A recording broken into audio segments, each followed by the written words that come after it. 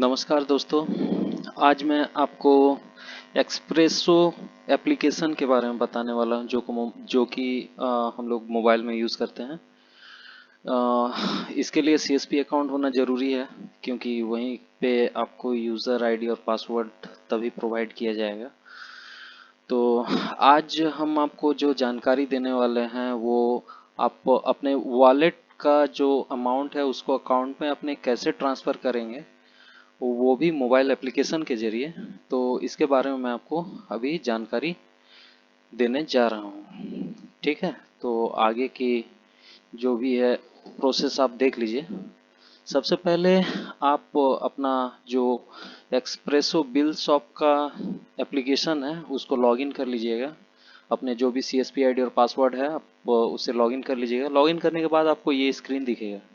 इस तरह का आपको स्क्रीन दिखेगा जिसमें सबसे ऊपर आपका नाम और सीएसपी आईडी दिखेगा यहाँ पे, जो कि मैंने हाइड करके रखा हुआ है।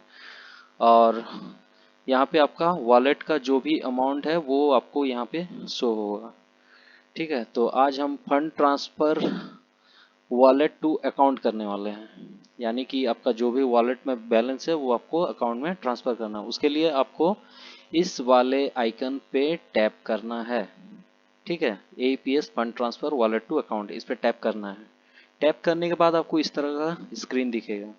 सबसे पहले ऊपर में आपका वैसे ही नाम रहेगा और सीएसपी आईडी लिखा हुआ रहेगा।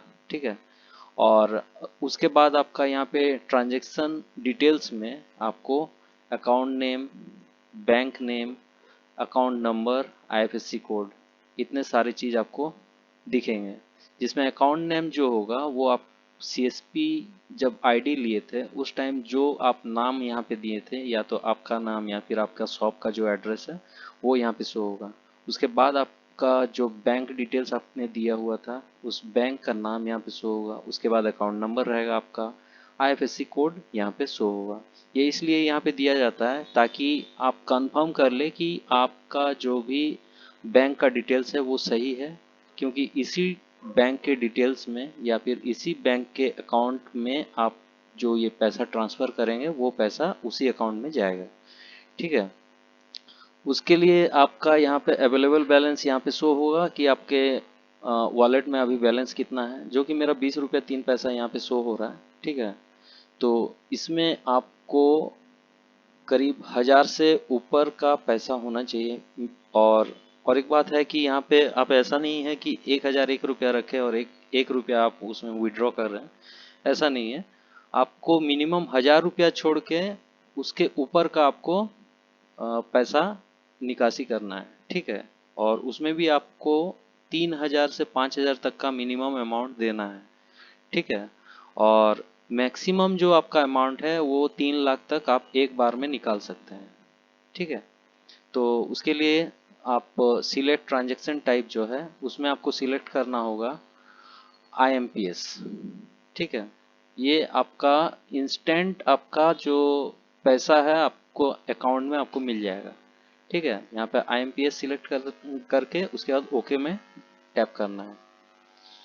उसके बाद आपको ये इस तरह का कुछ स्क्रीन दिखेगा जिसमें अमाउंट यहाँ पे एंटर किया हुआ है वो मैंने खुद से एंटर किया है, और रिमार्क्स भी मैंने खुद से यहाँ पे डाल के रखा हुआ है, जो कि ये दोनों आपको ब्लैंक मिलेंगी। तो इसमें आप अपना अमाउंट जो है यहाँ पे अवेलेबल जो बैलेंस रहेगा उसमें से 1000 रुपया छोड़ के बाकी का रेस्ट अमाउंट जो भी है आप यहाँ पे अमाउंट एंटर अमाउंट के सेक्शन में आप डाल देंगे।